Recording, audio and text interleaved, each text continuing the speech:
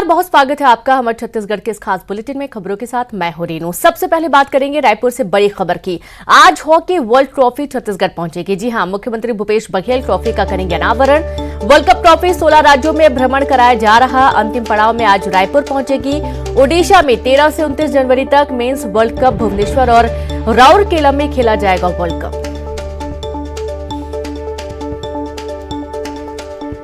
तो बड़ी खबर आपको दे रहे हैं, रायपुर से वर्ल्ड कप ट्रॉफी का 16 राज्यों में भ्रमण और अब अंतिम पड़ाव में पहुंच चुकी है। बता दें कि मुख्यमंत्री भूपेश बघेल ट्रॉफी का अनावरण करेंगे और आज हॉकी वर्ल्ड ट्रॉफी छत्तीसगढ़ पहुंचने वाली है, जहां मुख्यमंत्री अनावरण करने वाले हैं। वर्ल्ड कप ट्रॉफी 16 राज्यों में भ्रमण कराया जा रहा है। अंतिम पड़ाव में आज रायपुर पहुंचेगी वर्ल्ड कप ट्रॉफी।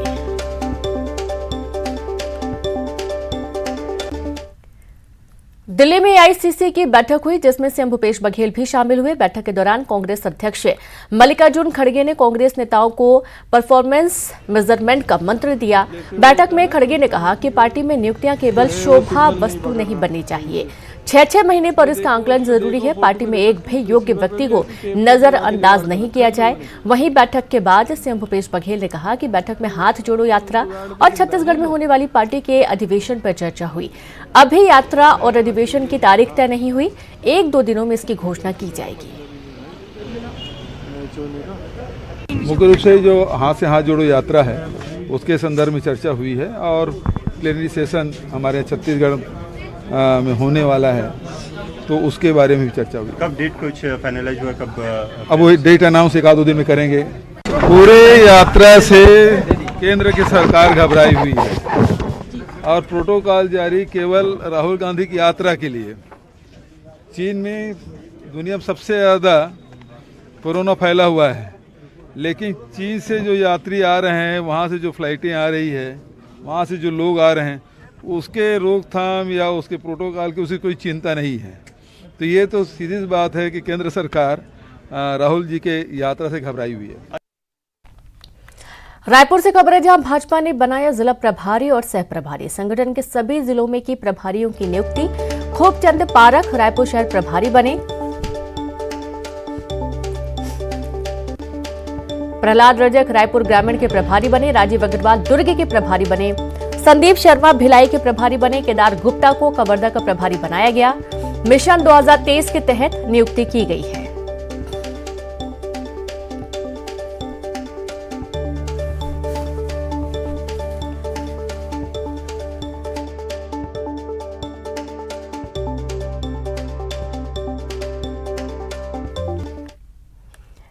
और कवर्धा से खबर, जहां जंगल में मिले नरकंकाल का मामला। पत्रकार और आरटीआई कार्यकर्ता विवेक चौबे का कंकाल होने की आशंका जताई गई। हत्या कर जंगल में फेंका गया था शव। साक्ष्य छुपाने बाइक को भी किया गया दफन।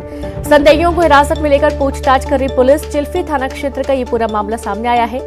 बता दें कि महीने पहले पत्रकार और आरटीआई कार्यकर्ता लापता हो गया था और लगातार इसकी खोजबीन जारी थी। अब जंगल में नरकंकाल मिला है। तो जंगल में मिले नरकंकाल, 1.5 महीने पहले लापता हुए पत्रकार और आरटीआई कार्यकर्ता रविंद्र चौबे का नरकंकाल होने की आशंका। बता दें कि आसपास जो सबूत मिले हैं उसके आधार पर यह आशंका है कि ये रविंद्र चौबे जो आरटीआई कार्यकर्ता हैं उनका नरकंकाल है। और संवाददाता मनीष जुड़ गए हैं। मनीष, ये स्पष्ट हो चुका है जो तमाम सबूत मिले उसके आधार पर कि नरकंकाल जो मिला है वो आरटीआई कार्यकर्ता रविंद्र चौबे का है। बिल्कुल रेनू, यहाँ पे मैं ये करेक्ट करा दूँ आपको कि ये जो नरकंकाल है वो विवेक चौबे जो यहाँ आरटीआई कार्यकर्ता है उसकी होना बताया जा रहा है। हालांकि इसमें 1.5 माह से ये गुमशुदा है। इसके बारे में किसी तरह से कोई तलाश जो पुलिस कर रही थी उसमें सफलता नहीं मिली थी, लेकिन गांव के ही एक व्यक्ति ने जंगल में जो है इसकी नरकंकाल देखे और कुछ सबूत वहां पे मिले, जिसके बाद जो पुलिस की इसकी सूचना देगी। पुलिस जो है उसके आधार पर मौके पे पहुंची और वहां पे जो खोजबीन तलाश की तो आसपास जो है हड्डियां बिखरी मिली हुई। इसके बाद जो है जो कुछ संदेहियों पे उनको हिरासत में लिया गया, उनसे पूछताछ की गई। उसके बाद फिर वो मौके पे गया, वहाँ पे जो विवेक चौबे है उसकी बाइक बरामद की गई, जिसे जो है सुनियोजित तरीके से अलग अलग उसके पार्ट जो है जमीन में दफना दिए गए थे ताकि किसी को कोई पता न चले। और जिन व्यक्तियों पे शक किया जा रहा था वही बार बार ये अपील कर रहे थे कि उसके बारे में किसी को जानकारी मिले। यहाँ तक कि वो जिस ग्राम पंचायत के अंतर्गत ये लाश पड़ी है वहाँ के सरपंच ने भी उस पर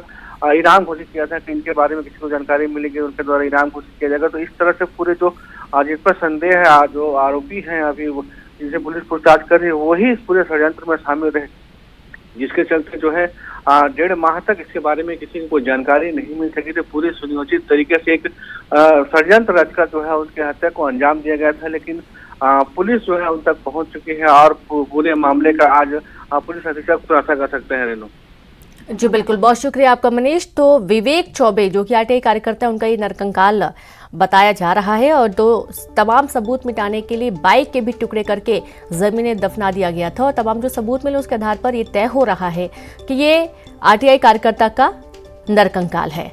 पुलिस पूरे मामले की जांच में जुटी है, संदेहियों को हिरासत में लिया गया है, पूछताछ की जा रही है और आज पूरे मामले का पर्दाफाश किया जा सकता है। और अब बात करेंगे धमतरी से बड़ी खबर की, जहां ट्रांसफार्मर चोरी के 3 आरोपियों को गिरफ्तार कर लिया गया। आरोपियों में बिजली विभाग के 2 मिस्त्री शामिल हैं। आरोपियों से तांबे की कॉइल और 1 पिकअप जब्त किया गया। केरेगांव थाना पुलिस की कार्रवाई के दौरान आरोपियों को हिरासत में लिया गया। 3 आरोपी गिरफ्तार किए गए हैं। ये ट्रांसफार्मर की चोरी करते थे और साथ ही इनके पास से कई सारे सामान भी जब्त किए गए हैं। तांबे की कॉइल और 1 पिकअप जब्त किया गया। केरेगांव थाना पुलिस ने बड़ी कार्रवाई की है। तो बड़ी खबर है धमतरी से, जहां पर बिजली विभाग में ट्रांसफार्मर चोरी करने वाले आरोपियों को गिरफ्तार कर लिया गया। लगातार ट्रांसफार्मर चोरी की खबरें सामने आ रही थी और जब जांच की गई तो ये 3 आरोपी पुलिस के हत्थे चढ़े हैं और इनमें से 2 जो आरोपी हैं वो मिस्त्री बताए जा रहे हैं, जो कि सुधार का काम यहां पर करते थे। तो बिजली विभाग के 2 मिस्त्री भी इसमें शामिल हैं। आरोपियों से तांबे की कॉइल भी बरामद कर ली गई है। 1 पिकअप जब्त किया गया। केरेगांव थाना पुलिस ने मामले में कार्रवाई करते हुए 3 आरोपियों को गिरफ्तार किया है।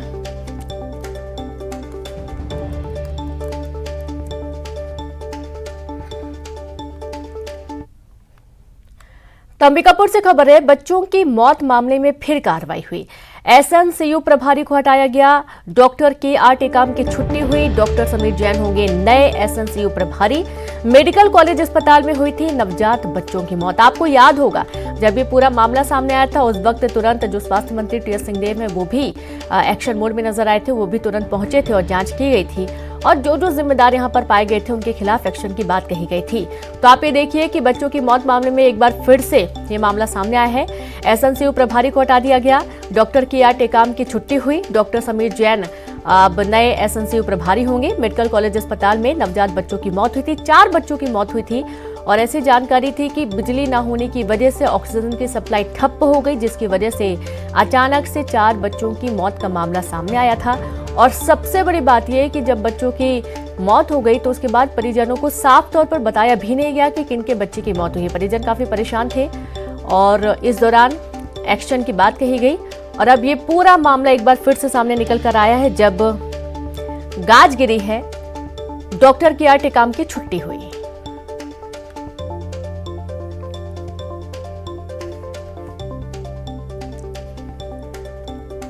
तो बच्चों की मौत मामले में एक बार फिर से कार्रवाई हुई है। बड़ी खबर है अंबिकापुर से, जहां मेडिकल कॉलेज का ये पूरा मामला है। 4 बच्चों की जान चली गई थी और बच्चों की मौत मामले में फिर से कार्रवाई हुई है। एसएनसीयू प्रभारी को हटाया गया। Doctor KR. टेकाम की छुट्टी हुई। समीर जैन होंगे नए एसएनसीयू प्रभारी। खबर गरियाबंद से, जहां पुलिस पर पथराव का मास्टरमाइंड निकला शिक्षक। जी हां, शिक्षा विभाग ने आरोपी शिक्षक को किया सस्पेंड।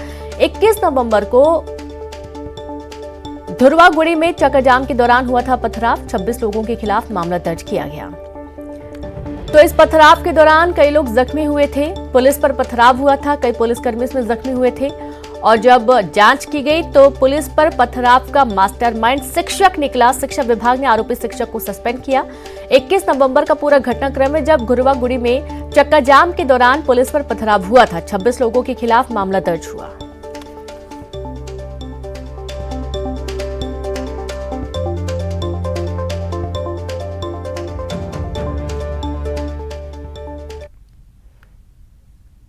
बलरामपुर से खबर है, हाथियों ने अमीरा गांव के पास डेरा जमा लिया है। 30 से 35 की संख्या में हाथी पहुंचे हैं। रत जगह करने के लिए ग्रामीण मजबूर हैं। रात भर मौके पर डटी रही वन विभाग की टीम। हाथियों से दूर रहने की अपील की जा रही है। शंकरगढ़ वन परिक्षेत्र का पूरा मामला है।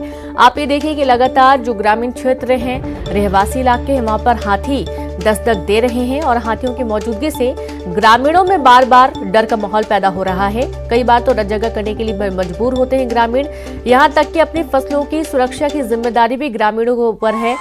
और अब वन विभाग हालांकि मौके पर है, लेकिन बात वही है कि ग्रामीणों को नुकसान होता है। संवाददाता सूरज गुप्ता जुड़ते हैं। सूरज, एक बार फिर से ग्रामीण क्षेत्रों की तरफ हाथी पहुंच चुके हैं।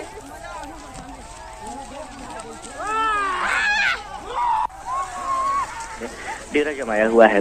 शंकरगढ़ वन परिक्षेत्र के एक समीप अमेरा गांव के आसपास जंगलों में लगभग 30 से 35 हाथियों का दल है जो डेरा डाला हुआ है और शाम होते ही गांव की ओर मूव करते हैं, जिससे ग्रामीणों में काफी दहशत का माहौल देखने को मिल रहा है। आप देख सकते हैं तस्वीरों में स्पष्ट रूप से कि जिस तरीके से गांव की ओर हाथी आ रहे हैं और ग्रामीण उनको भगाने के पीछे लगे हुए। वन विभाग भी साथ में लगी हुई, लेकिन कहीं ना कहीं कई बार ये देखा गया है कि जिस तरीके से हाथियों को खदेड़ने में ग्रामीण पास जाते हैं और कई बार जानहानि का उठाना पड़ता है और हाथियों को भगाने का कई प्रयास किए जाते हैं, लेकिन हाथी इन दिनों क्षेत्र में जो डेरा डाले हुए हैं उनसे ग्रामीण काफी दहशत में है। रात जगह करने पर मजबूर है। लोग घर छोड़कर एक जगह स्थायी रूप से रहने पर मजबूर है। कहीं ना कहीं हाथियों के जिस तरीके से गांव में आगमन हुआ है उससे काफी डर का माहौल पैदा हो गया है। वही वन विभाग की टीम लगातार ग्रामीणों से हाथियों के नजदीक नहीं जाने की अपील कर रहा है। बिल्कुल, अपील तो कर रहा है कि हाथियों के नजदीक नहीं जाएं, लेकिन हम ये भी देख पा रहे हैं यहाँ पर सूरज कि लोग शोर करके हाथियों को भगाने की कोशिश करते। कई बार होता है कि हाथी उल्टा हमला कर देते हैं और इसमें लोगों की जान भी चली जाती है। जी बिल्कुल रेनू, कि ग्रामीण ये सोचते हैं कि उनके शोर से हाथी भाग जाएंगे, लेकिन आज हाथियों का जो दल है कहीं ना कहीं उग्र होता है और उग्र होकर ग्रामीणों पर हमला कर देता है। इसमें कई बार जनहानि भी उठाना पड़ता है, लेकिन ग्रामीण ये सोचते हैं कि उनके शोरगुल करने से उनकी फसलों का नुकसान नहीं होगा, उनके घरों को नुकसान नहीं करेगा, घरों में रखे अनाजों को हाथी के द्वारा नुकसान नहीं किया जाएगा। इस वजह से ग्रामीण एकजुट होकर शोर करते हैं, पटाखा फोड़ते हैं, उन्हें भगाने के कई तरीके अपनाते हैं, लेकिन हाथी को भगाने में नाकाम रहते हैं और कई बार जनहानि के साथ साथ कई जगहों के किसानों के फसलों को भी नुकसान करते हैं और लोगों को इसका भारी नुकसान उठाना पड़ता है। जी बिल्कुल, बहुत शुक्रिया आपका सूरज जानकारी के लिए। तो आप ये देखिए कि ग्रामीण अपनी फसलों को बचाने के लिए, खुद की सुरक्षा के लिए हाथियों को दूर भगाने की कोशिश करते हैं शोर मचाकर, लेकिन कई बार होता है कि हाथी उल्टा हमला कर देते हैं। हालांकि वन विभाग की टीम मौके पर है, नजर बनाए हुए है, मुनादी करा दी गई है कि देर रात अकेले ना निकले या हाथियों के पास बिल्कुल ना जाए।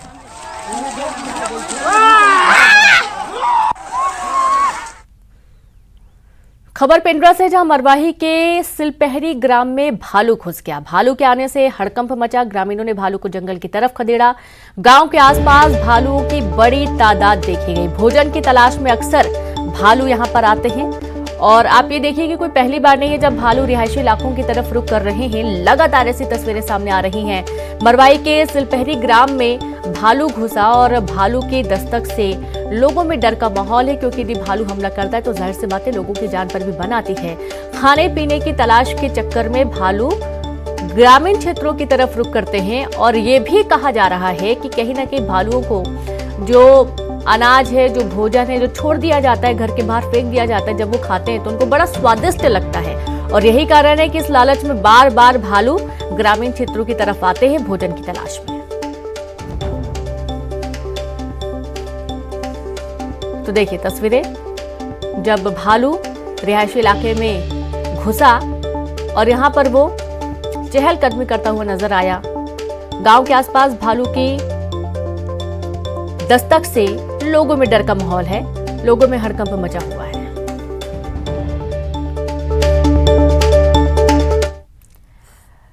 खबर रायपुर से, जहां प्रोफेसर के खिलाफ शिकायत दर्ज हुई। कुशाभाऊ ठाकरे पत्रकारिता विश्वविद्यालय का मामला है।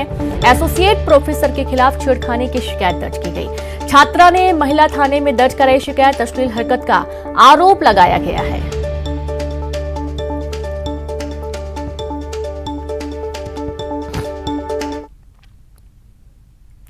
बीएसपी के कर्मचारियों को ऑफिसर ग्रेड में प्रमोट करने के लिए ली गई परीक्षा को रद्द कर दिया गया और इस परीक्षा के रद्द होने से सेल कर्मियों को बड़ा झटका लगा।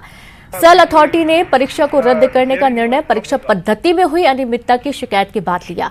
ऐसे में अब यूनियन और कर्मियों में खासा आक्रोश दिखाई दे रहा है। बता दें कि 4 साल बाद E0 की ये परीक्षा आयोजित की गई थी, जिसमें बीएसपी के 2787 कर्मी शामिल हुए थे। 6 नवंबर को लिखित परीक्षा के बाद 19 तारीख को शॉर्टलिस्ट किए गए परीक्षार्थियों की सूची भी जारी हुई, लेकिन अब सेल ने परीक्षा को ही निरस्त कर दिया है। फिर क्वालिफाई दे रहा है कि नहीं दे रहा है, क्या है उसको लेकर के लोग इसी में 1.5 महीने हो गए। सेल में जो E0 का एग्ज़ाम हुआ था और जिसका रिटर्न का रिजल्ट निकला था, उसके पश्चात सेल प्रबंधन द्वारा एक आदेश निकाल करके उसे निरस्त कर देने से कर्मचारियों में आक्रोश है और एग्ज़ाम को निरस्त करने से कर्मचारियों का मनोबल भी डाउन हो रहा है।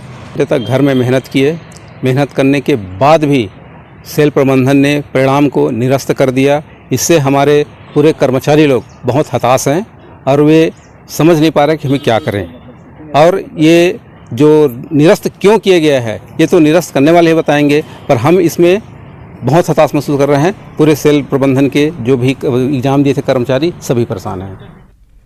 मनेंद्रगढ़ में तेंदुए का आतंक देखने को मिला। 8 साल के बच्चे पर किया हमला। तेंदुए के हमले में बच्चा घायल हुआ।